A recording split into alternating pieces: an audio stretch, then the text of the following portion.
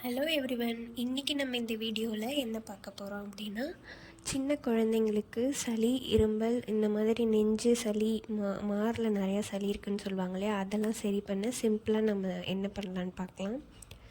So நான் 2 வெத்தலை எடுத்திருக்கேன், துளசி ஒரு 5லேருந்து 6 துளசி, 3 கற்பூரவள்ளி, அப்புறம் 3 பல் பூண்டு, இதை மட்டும் நான் எடுத்திருக்கேன். வாங்க எப்படி செய்யலான்னு பார்க்கலாம். ஒரு பவுலில் நீங்கள் தண்ணி கொதிக்க வச்சுக்கோங்க. நெக்ஸ்ட்டு 2 மிளகு. பாப்பாவுக்கு இப்போ 3 இயர்ஸ் ஆக போகுது. ஸோ அதனால் நம்ம இந்த அளவுக்கு குவான்டிட்டி எடுத்துருக்கோம். சின்ன குழந்தைங்க அப்படின்னா இன்னுமே கம்மியாக நம்ம எல்லாமே போடணும். இது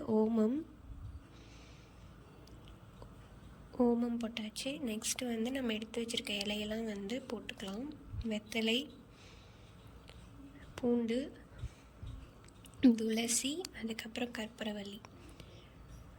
ஸோ இது நல்லா கொதித்து வேகும். அந்தளவுக்கு வேக வச்சு நம்ம அதை தண்ணியெல்லாம் சுண்டி கொஞ்சோண்டு தான் வரணும். ஸோ அந்தளவுக்கு ஒரு பாலாட அளவுக்கு தான் வரணும். கொஞ்சோண்டு மஞ்சத்தூள் போட்டுக்கிட்டோம், கொஞ்சோண்டு உப்பு போட்டுக்கலாம். உப்பு ஒரு பிஞ்சு தான் போடணும். பாப்பாவுக்கு இன்னுமே அதிகமாக சால்ட் நாங்கள் கொடுக்கறதில்ல. ஸோ மினிமம் தான் போடுறோம். அப்புறம் ஜீரகம் போட்டு நல்லா இந்த மாதிரி ஸ்பூனில் வச்சு கிண்டி விட்டு நல்லா அமுத்தி விடுங்க. அந்த இலை, அந்த பூண்டெல்லாம் நல்லா நசுக்கி விடுற மாதிரி கொஞ்சம் வெந்ததுக்கப்புறம் அந்த ஸ்பூனை வச்சு நல்லா மசிச்சு விடுங்க.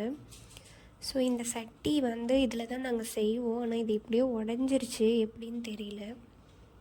அதனால தான் இன்றைக்கி இந்த பவுலில் நம்ம செஞ்சுருக்கோம்.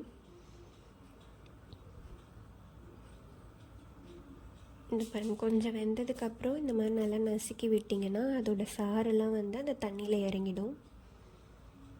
ஸோ நம்ம தலைக்கெலாம் ஊற்றுறோம் இல்லையா, அப்போ சளி கண்டிப்பாக பிடிச்சிரும். ஸோ அந்த தலைக்கு ஊற்றுறப்பவே நம்ம இந்த மாதிரி ஒரு பாலாடை நம்ம கொடுத்துட்டோம் அப்படின்னா அவங்களுக்கு சளியே அதிகமாக பிடிக்காது. ஸோ இந்த மாதிரி நல்லா நசுக்கிட்டு கொடுங்க.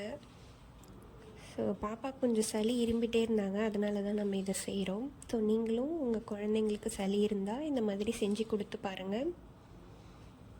எந்த சைடு எஃபெக்டும் ஆகாது. இந்த மாதிரி நல்லா புழிஞ்சிட்டு கொடுத்து பாருங்கள்.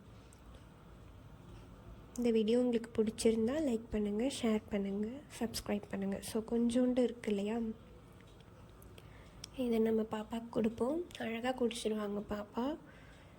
ஸோ மற்ற கஷாயம் தான் குடிக்கிறதுக்கு கஷ்டமாக இருக்கும் அவங்களுக்கு, இது ஈஸியாக குடிச்சிருவாங்க. ஸோ இந்த வீடியோ உங்களுக்கு பிடிச்சிருந்தா லைக் பண்ணுங்கள்.